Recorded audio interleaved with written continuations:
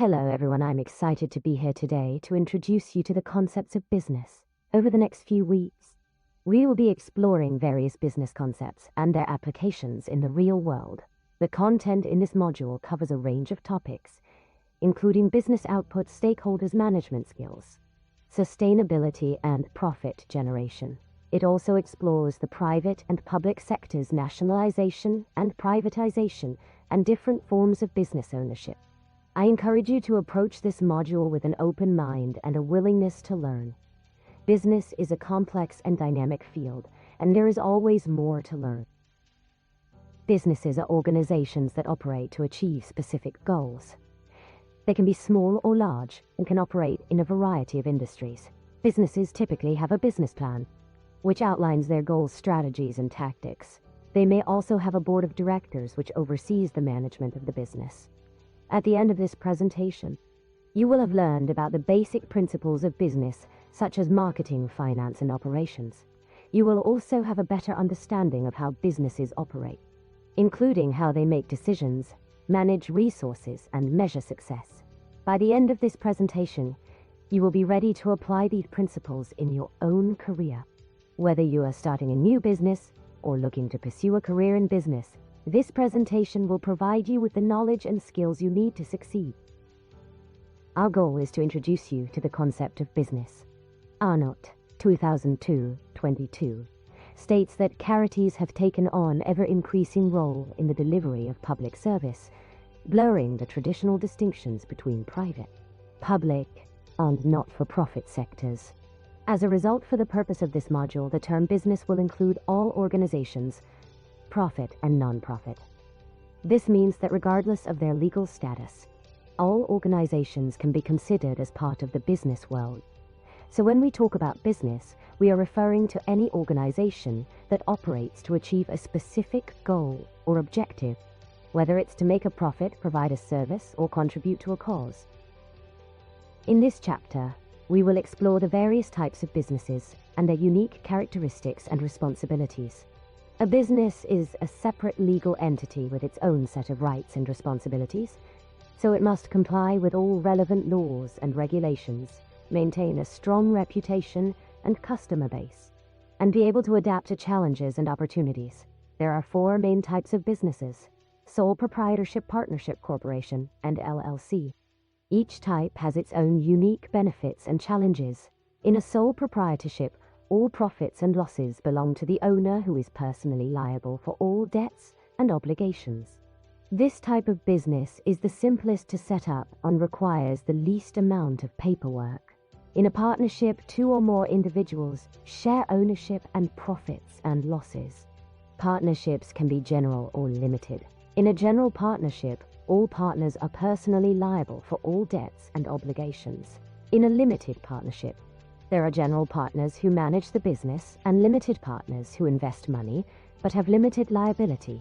Corporations are legal entities that are separate from their owners. They can be publicly traded or privately held. In a corporation, profits belong to the shareholders while the company is responsible for paying taxes. Corporations offer limited liability protection for their owners, as well as the ability to raise capital through stock sales. LLCs are a hybrid of partnerships and corporations. They offer the benefits of both, such as limited liability protection for owners and the ability to raise capital through membership interest sales. LLCs can be member-managed or manager-managed. In a member-managed LLC, all members participate in decision-making and management. In a manager-managed LLC, there are designated managers who are responsible for managing the business. Understanding the different types of businesses and their characteristics is important for entrepreneurs and business owners looking to start or grow a business. Each type of business has its own unique benefits and challenges, so it's important to carefully consider which type is best for your business goals and risk tolerance. We define goods and services as items that are valuable to customers. Goods are useful or consumed, such as food or a car, while services are intangible items that someone does for you, such as giving you a haircut or teaching you business studies. Both goods and services are important to customers and are the primary way businesses generate revenue. We are discussing the concept of business, specifically focusing on what businesses do. A business operates to meet the needs of its stakeholders, including customers, employees, suppliers, and shareholders. In order to do this, businesses buy inputs such as raw materials, labor, machinery, and equipment, and land. These inputs are then used to produce outputs, which can be goods and/or services. It is important for businesses to focus on the efficient use of resources in order to maximize profit and generate a surplus. Discuss the stakeholders of a local company. Think about a local company and discuss who the stakeholders might be. Anyone who has an interest in the success of the business is a stakeholder. Take notes and ask questions. Effective stakeholder management is vital for business success. Companies must identify and manage stakeholders properly to achieve their goals. Stakeholders include customers, managers, employees, creditors, government, suppliers, media, local community, shareholders, environment, and others. Understanding the needs and expectations of each group is essential. Formulating strategies to address those needs helps to establish strong relationships, increase loyalty and support, and ultimately lead to business achievements. Discuss the fundamental concepts of businesses need to adapt to the trend of increasing environmental consciousness. This requires using materials in a smart and sustainable way, properly recycling and disposing of them. By doing so, businesses can protect the environment, reduce costs, and improve their bottom line. We encourage our students to learn more about these concepts and keep sustainability in mind when making business decisions. We must offer high-quality products or services at a competitive price to attract customers, generate revenue, and earn a surplus. Ownership structures in the private sector can be divided into several categories. These include sole traders, partnerships, companies, franchises, and cooperatives. Other ownership structures that may be used in the private sector include nationalization, privatization, public corporations, government shareholdings, and quangos. It is important for businesses to carefully evaluate their ownership options before starting a business, as the choice of ownership structure can have a significant impact on their operations and ability to succeed in the market. Discuss the concepts of business and different types of business activities. This lecture will focus on the three main categories of business activities: primary, secondary, and tertiary. Explore the characteristics and examples of each category. The different types of business activities are explained on the slide. The primary business activities involve extraction of raw materials and production of goods, such as mining, fishing, and agriculture. The secondary business activities involve processing raw materials and production of goods, such as manufacturing, transportation, and finance. The tertiary business activities involve the provision of services such as healthcare, education, and entertainment. For the class exercise, please create a table with the following data. Column on a column to column 3 coal eine bus driver. Production line worker, engineer, farm worker, soil rig worker, department store. Estate agent, textile, factory, jewelry shop, enclosure, center baker, boiler, waxsmith, quarry waiter, fisherman, pottery, transport, company waiter. The production chain is a critical concept in business that refers to the interdependent relationship between primary, secondary, and tertiary businesses. We will illustrate this concept using the example of the production of a woolen jumper. The primary business in this case is the production of wool, which is the raw material for the jumper. The secondary business is the processing of the wool into yarn, which is then used to weave the jumper. Finally, the tertiary business is the sale of the finished jumper to the consumer. Each of these businesses depends on the others, and they cannot exist independently. Without the primary business of wool production, there would be no raw material for the jumper. Without the secondary business of yarn production, there would be no material to weave the jumper. And without the tertiary business of selling the finished product, there would be no consumers to buy the jumper. In conclusion, the production chain is a fundamental concept in business that highlights the interdependence of all types of businesses. By understanding the production chain, we can better appreciate the complex relationships that exist within the business world. Understanding the objectives of businesses is critical to their success.